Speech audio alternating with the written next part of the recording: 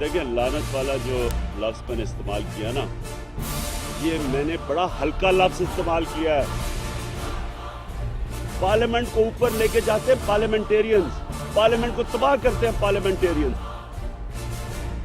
ख्वाजा आसिफ, आप जैसे लोगों ने असेंबली तबाह की है। किस मुंह से पाकिस्तान को रिप्रेजेंट करता है? हमारा फॉरेन मिनिस्टर है। प्राइम मिनिस्टर ने खड़े होकर झूठ बोला पार्लियामेंट के फ्लोर पे। जबरदस्त काम किया नैब ने कि चीफ मिनिस्टर पंजाब को उन्होंने तलब किया। इस्लामाबाद में प्रेस कॉन्फ्रेंस कंदे इमरान खान चयो त कानून ठाहियो वियो त चोर पार्टीअ जो सदर बणिजी सघे थो। पार्लियामेंट क़ौम खे लुटींदड़नि लाइ कानून ठाहियो। हुन चयो त ख्वाजा आसिफ चवे पियो त मियां साहब ॻणती न करे माण्हू पानामा खे विसारे छॾींदा। अहिड़नि माण्हुनि पार्लियामेंट जो तक़दुस पायमाल कयो आहे। हुन चयो त ख्वाजा आसिफ ऐं नवाज शरीफ जहिड़नि माण्हुनि असेंबली खे तबाह कयो आहे। ख्वाजा आसिफ, आप जैसे लोगों ने असेंबली तबाह की है। नवाज शरीफ जैसे लोगों ने असेंबली तबाह की है। मुल्क जो परॾेही वज़ीर अमरीका में वेही ट्रंप जी ॿोली ॻाल्हाईंदो आहे।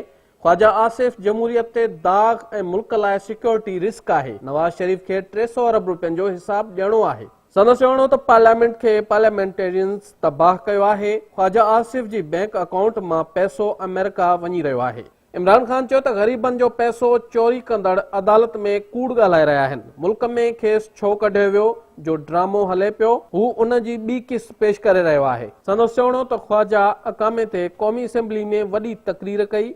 हू उन जो बि जवाब ॾींदो। दुनिया जो कहिड़ो वज़ीर ॿिए मुल्क में नौकरी करण वेंदो आहे? ख्वाजा आसिफ कहिड़ी हैसियत सां पाकिस्तान जी नुमाइंदगी करे पियो? मुल्क जे नाणे ते हिकु चोर खे विहारियो वियो। किस मुंह से पाकिस्तान को रिप्रेजेंट करता है? हमारा फॉरेन मिनिस्टर है।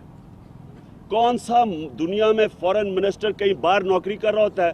सोचें कि हिंदुस्तान हमारे साथ ही इमरान खान चयो त 99 खां पोइ शरीफ खानदान जे असासनि में वॾो इज़ाफ़ो थियो। पानामा खां पोइ इंकशाफ थियो त नवाज शरीफ जूं 16 कंपनियूं आहिनि। हिल मेटल कंपनी 114 करोड़ 68 लख नवाज शरीफ ऐं 80 करोड़ रुपया मरियम नवाज नाले माणिया। हितां जो वींदड़ कारो नाणो अछो थी वापसि अचे पियो। संदसि चवणो त शरीफ खानदान पंहिंजे नौकरनि ऐं पंजाब पुलिस खां बि मनी लॉन्ड्रिंग कराई। उदेबिया पेपर मिल्स बि मनी लॉन्ड्रिंग लाइ ठाही वई हुई। मोहम्मद इकबाल, कांस्टेबल पंजाब पुलिस का बेड़ा गर्क होना ही था कि उनसे ये मनी लॉन्ड्रिंग करवा रहे हैं। पीटीआई सरबराह चयो त जाती उमरा जे ड्राइवर ज़रिए 5 करोड़ हिकु शख्स ॾांहुं मोकिलिया विया। जाती उमरा का ड्राइवर 5 करोड़ रुपया आगे फिर से डॉक्टर आसिफ महमूद को भेज रहा है। जॾहिं त नवाज शरीफ जे ड्राइवर 18 करोड़ रुपया उमाणिया। हू मनी लॉन्ड्रिंग जा समूरा सबूत नेब खे ॾींदा। पीटीआई सरबराह इमरान खान जो चवणु हो त माल रोड ते एहतजाज जो मेड़ाको माण्हुनि खे ॾेखारण लाइ न, पर इंसाफ़ लाइ हो।